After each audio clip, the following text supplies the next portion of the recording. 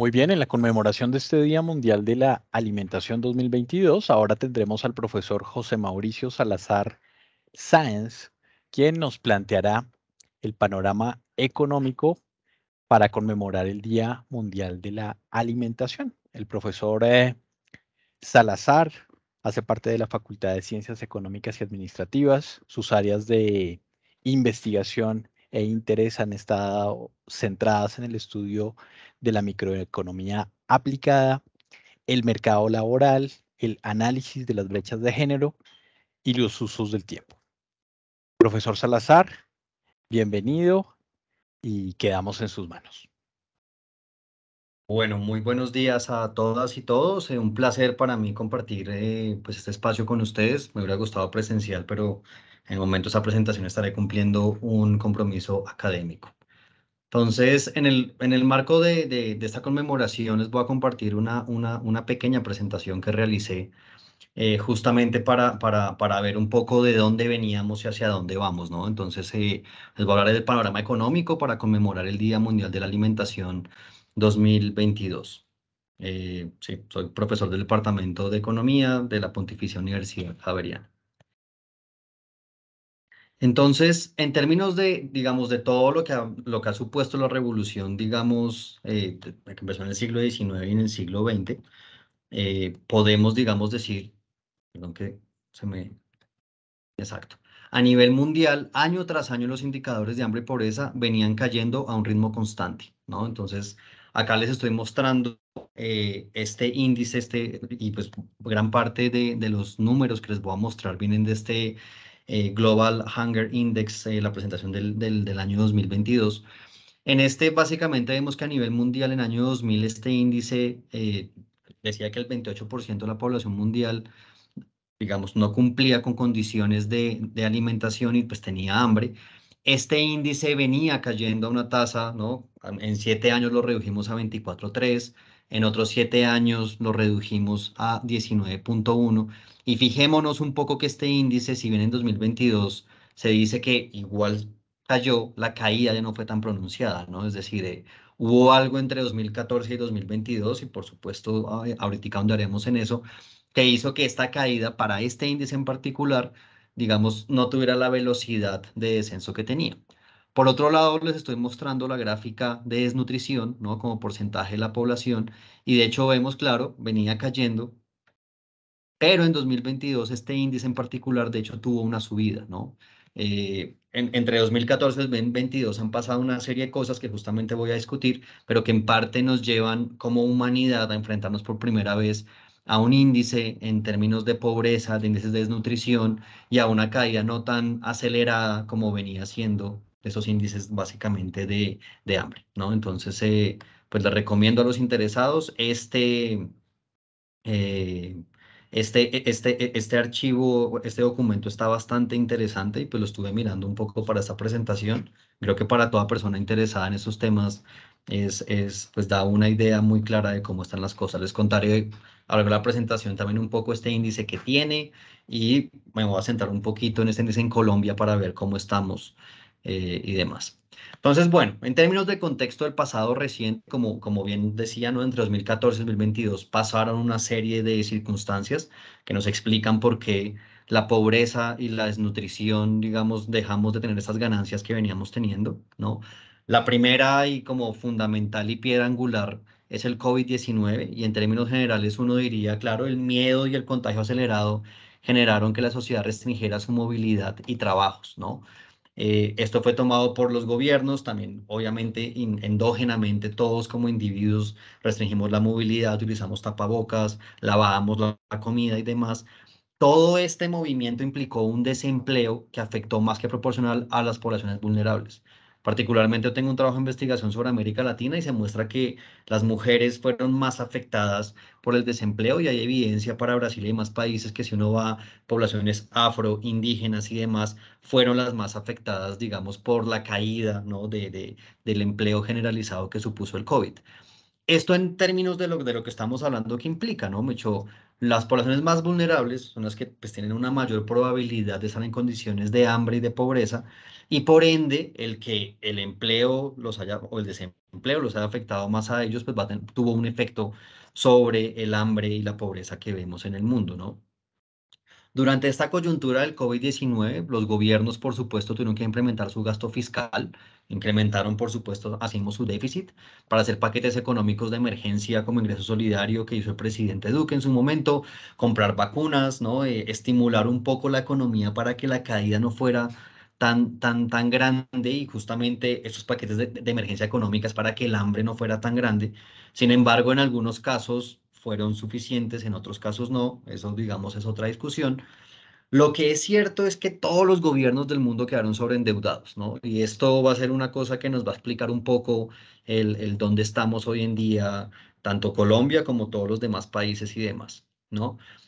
Ahora, todo este tema del COVID-19, los países cerraron y las cuarentenas de todos los países generaron descoordinación de las cadenas de suministros. Esto en palabras prácticas, ¿qué es? Hagan de cuenta, claro, se cerró el mundo y de repente hay un montón de barcos en China que tenían que traer mercancías a Sudamérica, a Estados Unidos, a Europa y demás. Una vez que las economías empiezan a abrirse, ¿no? Los barcos no estaban en los lugares, digamos, óptimos y ha sido todo un problema volver digamos, a tener los bienes necesarios que teníamos en el pasado, ¿no? Entonces, esto empezó a pasar, ¿no? Sobre todo en 2020, a finales, 2021, este fue como el gran topic que todo el mundo discutía, digamos, en economía. Y esto lo que causó fue desabastecimiento de algunos insumos para todas las industrias, ¿no? Las industrias incluso tecnológicas nos llegaban microchips, cosas por el estilo. En términos de alimentos nos llegan algunos insumos necesarios, fertilizantes y demás, para poder, digamos, responder nuevamente pues, a las necesidades de la población, ¿no? Y esto, digamos, hablando del contexto reciente, ¿no? Perdón, del pasado reciente, ¿no? Estoy hablando de 2020. Si nos vamos ya en 2021, 2022, y esto les llamo como un contexto presente, y les pongo los tres factores un poquito sombreados porque tienen unos efectos en el presente. Entonces, con respecto al COVID-19, claro, supimos que las personas más vulnerables eran afectadas. Hubo un montón de gente que decía, ve, esta recuperación va a ser rápida. ¿Qué es lo que encontramos? La recuperación no ha sido tan rápida como se pensaba y tampoco ha favorecido del todo a los grupos vulnerables, ¿no? Entonces, las variables de empleo que son en mayor movilidad de sacar a la gente de la pobreza, y eso pues, lo ha medido básicamente todo el mundo, Banco Mundial, gobiernos y demás, no ha beneficiado tanto a grupos vulnerables y nuevamente estos grupos son los que tienen mayor probabilidad de eventualmente tener un déficit alimentario. Entonces, bueno, como los gobiernos incrementaron el déficit, digamos, el gasto fiscal, aumentaron su déficit, hoy en día los mercados financieros están nerviosos, no saben en qué país invertir, ¿no? Eventualmente vemos que todos los países se sobreendeudaron y si uno fuera Goldman Sachs o algo por el estilo, uno está diciendo invierto en Perú, invierto en Colombia, invierto en Chile, invierto en Brasil, todo el tema es, todos se sobreendeudaron, ¿cuál es el mejor país para invertir? Esto va a tener unas implicaciones que discutiré un poquito y brevemente más adelante. Otra cosa que pasó es que los necesarios paquetes económicos generaron mucha liquidez en los mercados. Eso sobre todo se ve en Europa y en Estados Unidos. A nosotros, digamos, el efecto no fue que los paquetes fueran gigantes, sino que luego la demanda se recuperó demasiado. Pero esos paquetes económicos han generado algo que en el mundo y que hoy en día estamos viviendo y es la inflación. Recuerden que hoy en día todos los países estamos hablando y peleando con la inflación y la inflación de alimentos es una cosa que pues, nos afecta muchísimo para las variables que estamos discutiendo en el día de hoy. Y por otro lado, como hay déficit, la mayoría de países están tramitando reformas tributarias y eso puede generar incertidumbre porque cambiar las reglas de juego no es fácil. El ejemplo de esto es Reino Unido. Reino Unido, si no han estado al tanto, justamente la primera ministra anterior propuso una serie de reformas que dispararon el mercado de deuda, ha causado más inflación, ha devaluado mucho la libra esterlina y Colombia también es un ejemplo de esto, ¿no? Sea como sea, la reforma tributaria ha generado que los mercados estén un poco inquietos sobre hacia dónde va a ir el país. Con respecto a la descoordinación de cadena de suministros, ¿no? Cuando se empezó a recuperar la demanda mundial, no hay suficientes bienes y esto nuevamente está afectando a la inflación, ¿no? Entonces el contexto 2021-22 ha estado marcado por la inflación. Ya veníamos viendo a principio de año, recordemos que en Colombia un tema del primer semestre fue la inversión de la papa, ¿no? Que tenía un tema que en pandemia los pepicultores no pudieron sacar sus cultivos, no pudieron recosechar papa y por ende el precio de papa del primer semestre fue muy alto, ¿no? Entonces en 2022 al principio hablábamos de inflación de algunos bienes y un totazo que nos ha venido es la guerra de Rusia y Ucrania. Esto es un totazo porque Ucrania es un productor de fertilizantes a nivel mundial y dado que se restringen nuevamente los fertilizantes, hay nueva inflación, ¿no? Entonces, ahorita en Europa se habla de la escasez del gas, la escasez de insumos agrícolas, como les comento, esto causa inflación y aún más nerviosismo, ¿no? Entonces, en todo este contexto actual, segundo semestre hacia acá, los bancos centrales de todo el mundo han subido tasas de interés, ¿no? Ante mayores inflaciones. Y esto ha tenido una repercusión, ¿no? Los bancos centrales suben tasa de interés, las monedas, muchas están devaluando, es uno de los temas que tenemos. Esto porque es relevante para hablar de alimentación y hambre. Si nosotros queremos hacer reformas a la tierra y queremos, digamos, tecnificarnos, hoy en día por devaluación es más caro cerrar esa frontera tecnológica. Entonces, digamos, esa va a ser una variable como importante a tener en cuenta, ¿no? Entonces, nuevamente, hay demasiado nerviosismo, los bancos centrales en sus tasas de interés y el refugio de valor ha sido el dólar, ¿no? Entonces, todas las demás monedas del mundo nos hemos devaluado respecto al dólar, excepto como unas 13 o 14. Los riesgos políticos, por supuesto, hoy en día se castigan más que antes, ¿no? No es lo mismo hacer una reforma tributaria, una reforma social en los años 2000, tipo Venezuela, Brasil, Bolivia y demás, que hacerlas hoy en este contexto en el que salimos de pandemia y otra vez vino el golpe de la guerra de Rusia y Ucrania, ¿no? Y pues estos riesgos políticos, digamos, eventualmente nos van a llevar eso, a devaluaciones, probablemente más inflaciones, y por supuesto el contexto realmente está bastante complejo. Hoy en día lo que se espera es que la economía se desacelere incluso o haya recesión en algunos periodos en el año siguiente, ¿no? Ahora, ya teniendo este contexto macro, ¿qué pasa con lo que comemos, ¿no? ¿Qué pasa con la alimentación y con lo que nos concierne, ¿no? Todo esto macro, ¿no? Pandemia, movimientos, ha tenido unos efectos y todos estos movimientos han generado escasez de insumos o alimentos en los países. Insumos, muchos para producir alimentos, ¿no? Estos alimentos, digamos, en la mayoría, o la parte cuando uno mira inflación, alimentos en la mayoría de países ha subido más que la inflación generalizada, que de por sí ya está alto. Y esto, por supuesto, va a tener un impacto en cómo nos podemos nutrir hoy como sociedad y particularmente lo que viene, 2023 puede ser un año quizás un poco más fuerte a este nivel, dada la desaceleración y la posible crisis de algunos países. Entonces, este datico, y por eso está el recuadro rojo, lo que nos está mostrando y esto es tomado del espectador, esta es la variación anual de diferentes rubros de la cesta familiares, y vemos que alimentos y bebidas no alcohólicas es el rubro que tiene la mayor variación en Colombia. Esto es una regularidad en la mayoría de países, y esto, por supuesto, supone una barrera para que la gente se alimente de forma adecuada, ¿no? Los salarios se negocian cada cierto tiempo, pues en la mayoría de países es anual el salario mínimo, y por ende pues simplemente esta medida lo que nos está diciendo es que la gente tiene menos posibilidad de consumir la misma cesta de bienes que consumía hace un año, ¿no? Entonces, esa es como la primera radiografía.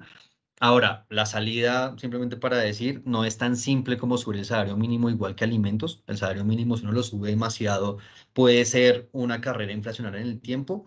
Es un tema de otra discusión, pero solo quiero decir que ese es el síntoma y para atacarlo hay muchas fuentes y la única no es solo ajustar el mínimo de una forma bastante alta, ¿no? Entonces, como mencionaba, adquirir nutrientes para la parte vulnerable de la sociedad es más difícil, ¿no? Las recuperaciones, como mencionaba, no los han incluido. Y además de eso, viene un contexto de desaceleración y posible crisis económica que puede ser que esas poblaciones se afecten aún un poco más, ¿no? Eh, y, por supuesto, algún tema que tenemos todos, no toco en la presentación, pero hay que pensar y prepararnos para los efectos del cambio climático sobre la producción de alimentos, ¿no? Entonces, esto, digamos, pues va a ser fundamental en los debates futuros, ¿no? En términos de lo que nos dice la FAO, ¿no? El hambre ha subido en el mundo, como mencionaba, la desnutrición como tal ha subido. Y cada noche, estas son estimaciones para 2022, 828 millones de personas van a dormir con hambre, ¿no? Entonces, aún hoy, con el proceso tecnológico que tenemos, nuestro pacto social genera que tengamos más del 10% de la población mundial que se vaya a la cama con hambre, ¿no? Entonces, estos son parte de los retos que como humanidad tenemos que pensarnos y responder en el siglo XXI. Entonces, nuevamente, tomado de este 2022 Global Hunger Index, tenemos los factores que explican el incremento del hambre en el mundo. Lo primero es la población desnutrida, ¿no? Entonces, fíjense que acá tenemos 2021 y 2022, hemos tenido un incremento, es la primera vez que tenemos un incremento tan fuerte de esto. Acá lo que ustedes ven son intervalos de confianza, son todas estimaciones, para que, digamos, la ONU y demás, la FAO y demás, saquen esas estadísticas, tienen que procesar todas las bases de datos de todo el mundo, y no es una tarea fácil. Como les comentaba, miremos que si tomamos a 2010 como el año base, como 100, estamos en un máximo histórico del precio de alimentos y esto, por supuesto, supone una restricción a cuántos alimentos puede una sociedad consumir, ¿no? Entonces hay una subida de la nutrición, sube el precio de alimentos, ¿no? La cantidad de personas que viven en pobreza extrema también ha subido, ¿no? Y demás indicadores de pobreza, digamos, han subido. Esto es como consecuencia del COVID y todo lo que les comenté. El número de conflictos ha estado más o menos en niveles parecidos al 2017. Sin embargo, como mencionaba, el gran problema es que el conflicto de Rusia con Ucrania está afectando a Ucrania, que es un gran proveedor o venía siendo un gran proveedor de bienes de insumos agrícolas, fertilizantes y demás venían de Ucrania, ¿no? Y por otro lado, en términos de cambio de calentamiento global, tenemos que, digamos, en 2020, por ejemplo, teníamos 1 grado más en promedio que todo el promedio del siglo XX, y esto es preocupante no solo porque es 1 grado más, sino porque estamos comparando con el siglo XX, que de por sí ya es un siglo en el que se calentó el planeta. Esto, por supuesto, sabemos que va a tener implicaciones en el mediano y largo plazo de dónde se cultivan, del movimiento de lluvias y demás. Y esto es un tema que a 20, 30, 50 años hay que empezar desde ya a planear hacia dónde vamos a ir. En términos de América Latina y el Caribe, y mirando este índice global de hambre, ¿no? Fíjense que lo que tenemos es que hay algunos países que tienen una incidencia moderada. Tenemos Belice, Honduras, Nicaragua, Ecuador, Bolivia, Venezuela, Guyana, Surinam. Colombia está en la parte baja de la vulnerabilidad, sin embargo, bajo es debajo de 9,9. Tengamos ese número en mente para una discusión posterior. Para 2022, lo que se espera, las estimaciones, es que hayan cuatro países que tengan o de lo que medimos, 4 países que tengan un problema de inseguridad alimentaria, ¿no? Que van a ser Haití, Honduras, Guatemala, El Salvador. De Venezuela no tenemos datos, pero por supuesto el flujo de migrantes que hemos recibido nos habla que la crisis, por supuesto, va más allá de los datos y es evidente, ¿no? 6 millones de personas no dejan un país, pues porque tengan necesidades básicas. Y a ese nivel Colombia, digamos, tiene una presión adicional por incluir esta población y generar los alimentos necesarios también para ellos, ¿no? Entonces, ese es como el contexto de América Latina y del Caribe. En promedio somos una región no tan afectada por esos indicadores, pero hay algunos países que generan presión sobre la región a través de migración y probablemente ahora que abrimos frontera con Venezuela haya una oportunidad para que ese mercado nos compre alimentos y por ende pensar en una reforma agraria, pues necesita mercados quien le compre y Venezuela está al lado y Venezuela tiene necesidades que satisfacer. Entonces eso puede ser un poco parte de la estrategia y del panorama. Ya para cerrar mi presentación, después de este contexto macro y demás, si miramos Colombia, esto es como este indicador de Global Hunger Index se ha comportado en Colombia de, en- como mencionaba, digamos, el índice de crítico es 10, o sea, es 9, perdón, 9,9, debajo de 10. Básicamente el país desde acá hemos estado en bajo y moderado riesgo, ¿no? Entonces en el 2000 y el 2007 éramos un país que en esta métrica, digamos, ya estaba subiendo, está más o menos como donde está hoy Belice y Honduras. En 2014 e incluso en 2022, nuestro índice de Colombia, digamos, no tuvo esta tendencia, como mencionaba, si uno sigue la tendencia debería estar más abajo. No tuvo esta tendencia un poco por todo lo que discutimos del contexto macro y demás, pero pues una buena noticia relativo al contexto mundial es que al menos se redujo un poco. Ahora, este índice tiene varios factores y los voy a discutir brevemente con ustedes. Los 4 factores que tiene este índice es la desnutrición, digamos, global de la población, ¿no? También está la emación infantil, el retraso en el crecimiento infantil y la mortalidad infantil. Cada uno de estos, este índice lo pondera de una forma, ¿no? 1/3 de nutrición, 1/6 emaciación infantil, 1/6 retraso de crecimiento infantil y 1/3 mortalidad infantil. Ahora, en emación infantil, ¿qué es lo que nos dice la definición? Esta es la proporción de niños y niñas menores de 5 años que sufren bajo peso para la estatura, ¿no? Y retraso en el crecimiento infantil es proporción de niñas y niños menores de 5 años con retraso en el crecimiento, baja estatura para la edad. Estas dos son muy parecidas, por eso pesan un sexto y un sexto parecido a las otras. Entonces, digamos, el índice ha caído, pero fíjense que lo que encontramos es claro. En términos de la primera infancia, uno lo que, o el mensaje al menos que yo recibí de esto es emación infantil y retraso de crecimiento. Hemos tenido ganancias en el tiempo, ¿no? En primera infancia, Colombia, según estos datos, parece estar bien. En términos de mortalidad infantil, también tenemos, digamos, un comportamiento que, pues, hasta ahora, digamos, hemos sobrevivido incluso a la pandemia. Pero fíjense que en desnutrición, Colombia hoy en día ha estado subiendo, ¿no? Entonces, la población de adultos, uno diría con esta estadística, hoy tiene más hambre que antes y por redes de protección social y demás, los niños hasta ahora no se han visto afectados, ¿no? Entonces, esto sería como tal Colombia, cómo está hoy con respecto al hambre. Y quisiera cerrar mi presentación hablando de factores adicionales de riesgo para Colombia, ¿no? Está todo este problema del mundo, cómo se está moviendo. Y quisiera terminar con esto. Lo primero es que la devaluación nuestra ha sido más del doble que la del promedio de América Latina y esto por supuesto va a causar inflación. Como les decía, fertilizantes, insumos de fertilizantes y demás, incluso para el agro, son traídos de afuera y esta devaluación, o si esta devaluación sigue siendo igual de alta, igual de volátil, va a ser un problema para producir alimentos en el futuro.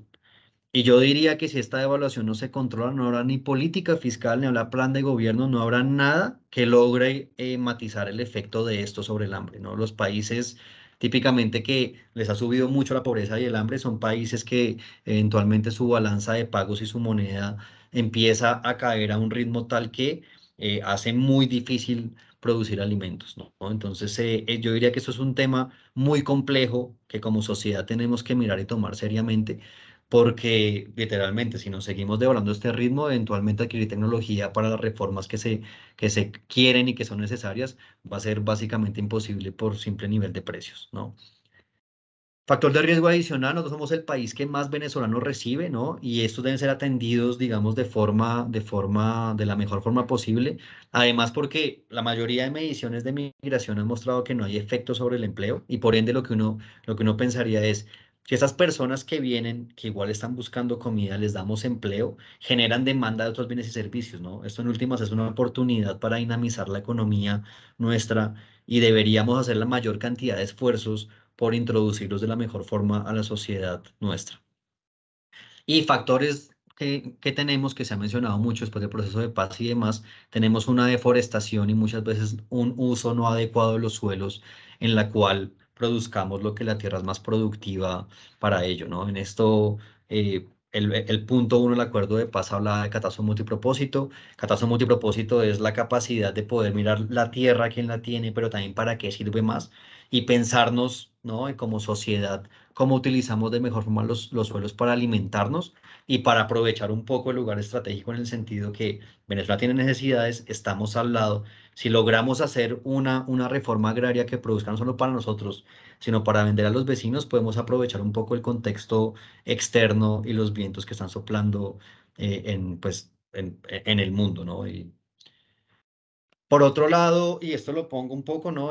Como bien sabemos, en la reforma tributaria ha habido toda una discusión de los impuestos saludables. Eso tiene que ver porque los consumidores tienen decisiones, ¿no? Y muchas veces consumimos dietas que tienen efectos sobre la salud futura, ¿no?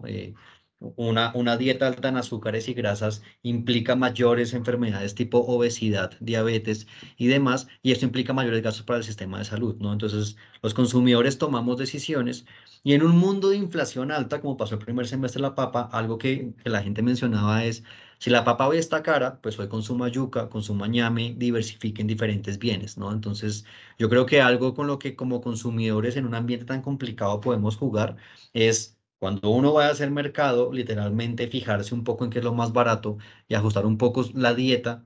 Nos vivimos en un país privilegiado en producción de frutas y verduras, de consumir las cosas que en cada momento estén un poco más baratas. Entonces, por un lado, podemos como consumidores consumir cosas más baratas que nos nutran y por otro lado, pensarnos cómo la dieta puede afectar nuestra salud futura. Muchas gracias, con esto termino mi presentación y pues un placer. Profesor, muchas gracias por este interesantísimo contexto que nos muestra el panorama en un momento en realidad de bastantes cambios y retos para el país. Quisiera nos pudiera compartir sus apreciaciones frente a unas preguntas que tenemos por acá en relación con esto que nos acaba de compartir. Entonces, en primer lugar, una pregunta bastante general desde esta perspectiva y es, teniendo presente su experiencia, ¿cuáles instrumentos de política podrían favorecer el acceso y la disponibilidad de alimentos para la población colombiana, pues en este momento en el cual hay un contexto así de complicado como usted nos lo acaba de compartir? Entonces, ¿qué se podría priorizar allí desde una perspectiva pues de acción política en el país? Yo como mencionaba, creo que o sea, lo primero que tenemos a mano es el gobierno tiene que tomarse más en serio el control de la tasa de cambio, ¿no? La mayoría de expertos han mencionado que parte de la tasa de cambio ha venido por anuncios contradictorios entre diferentes ministros y incluso el presidente. Entonces, como mencionaba, yo un movimiento muy fuerte en la tasa de cambio va a implicar que va a ser muy complicado que cerremos brechas tecnológicas, ¿no? Entonces, eventualmente también se ha hablado, claro, en los 90 teníamos producción de insumos agrícolas y fertilizantes, tenemos que rehacer eso, pero rehacer eso tiene su costo. Y comprar eso es en dólares. Entonces, yo diría, increíblemente, una medida para todo esto es fijar y ser lo más serio posible con la devaluación de moneda, porque eso eventualmente nos va a ayudar a comprar tecnología para quizás nosotros producir fertilizantes y cosas que ahorita compramos al mercado internacional y de alguna forma amenaza la soberanía alimentaria, ¿no? Hay, qué sé yo, gusanos para el maíz, ¿no? Entonces, el gusano para el maíz o el veneno se compra afuera. Si ese precio sube mucho, eventualmente no vamos a poder acabar con esos gusanos. Entonces, lo primero yo diría que está un poco en manos del gobierno controlar tasa de cambio. Segundo, nuestro índice Gini, que es un índice que mide como que tan bien distribuidas están las tierras en Colombia, es completamente alto. Una reforma agraria es completamente relevante. Entonces eso, el gobierno está en buen camino. Hay que ver qué mecanismos y dónde sacamos la plata, que pues, es un problema gigante. Y como mencionaba, catastro multipropósito es fundamental para que sepamos qué tenemos y según eso planear, ¿no? Entonces, yo diría que eso es fundamental, ¿no? No todas las tierras son iguales para los mismos productos y para poder saber en qué tenemos ventajas comparativas tenemos pues que estudiar muy bien los suelos, saber qué cuencas podemos afectar eventualmente, cuáles no, qué destinar, hacer un control más severo de la deforestación, es algo que digamos tenemos una deuda pendiente e incluso con la minería ilegal, ¿no? Por ejemplo, el departamento del Chocó tiene más mercurio que China, ¿no? Que China pues es la fábrica del mundo y es por pura minería ilegal, ¿no? Entonces tenemos unos problemas que nos han quedado grandes hasta ahora como sociedad.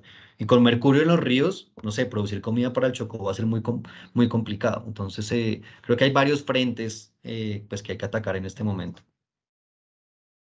Muchas gracias. En el índice nos compartió usted ese nivel, digámoslo así, bajo de vulnerabilidad en relación con el hambre global, ¿no? Y veíamos pues que el país tiene una valoración del 9.9. De todas formas, hay una inquietud al respecto en relación con qué pasaría si desagregáramos esos datos de país, ¿no? Porque como usted lo menciona, por ejemplo, en efectos ambientales, tenemos algunas regiones que pueden tener unas afectaciones completamente distintas a otras y seguramente pues también si hiciéramos esa fotografía más detallada podríamos ver un panorama también más crítico en algunas regiones del país. Total. El decano nuestro, digamos, de la facultad de acá, un documento que él hizo, él básicamente mostraba que la desigualdad en Colombia, por ejemplo, si uno toma el municipio más pobre y Bogotá, que es la ciudad más rica, la diferencia de ingresos es exactamente igual que la desigualdad mundial, ¿no? Entonces, coger el país africano más pobre con Luxemburgo. Entonces, evidentemente, si hacemos esta composición por regiones, tendríamos La Guajira con índices, digamos, muy graves y pues las ciudades quizá con índices mucho mejores. Y nuevamente, es decir, yo diría que como sociedad la desigualdad es nuestro gran tema. Nosotros hemos aprendido a coexistir con que en Bogotá vivamos más o menos bien cuando en La Guajira viven muy mal. Y todo esto nos merece una reflexión profunda de qué vías necesitan, qué infraestructura, pero por supuesto al final la gran pregunta o todo lo que todos le dedicamos un tiempo muy grande es a consumir alimentos, ¿no? Y consumir alimentos es lo que me permite a mí ahorita hablar de una forma tranquila con ustedes. No consumo alimentos 3 días, yo no puedo dar clase, ¿no? Y estamos condenando una parte de la sociedad nuestra a que tenga mucha insuficiencia de eso, ¿no? Entonces, por supuesto, las diferencias regionales son gigantes y tenemos que hacer la mayor cantidad de esfuerzo para cerrarlas. Muy bien, y para finalizar, siempre nos gusta como hacer una invitación a nuestra comunidad educativa. La idea también es que todos podamos reconocer la importancia de estas temáticas y ese énfasis pues que se viene trabajando este año precisamente en la conmemoración del Día Mundial de la Alimentación frente al acceso y la disponibilidad.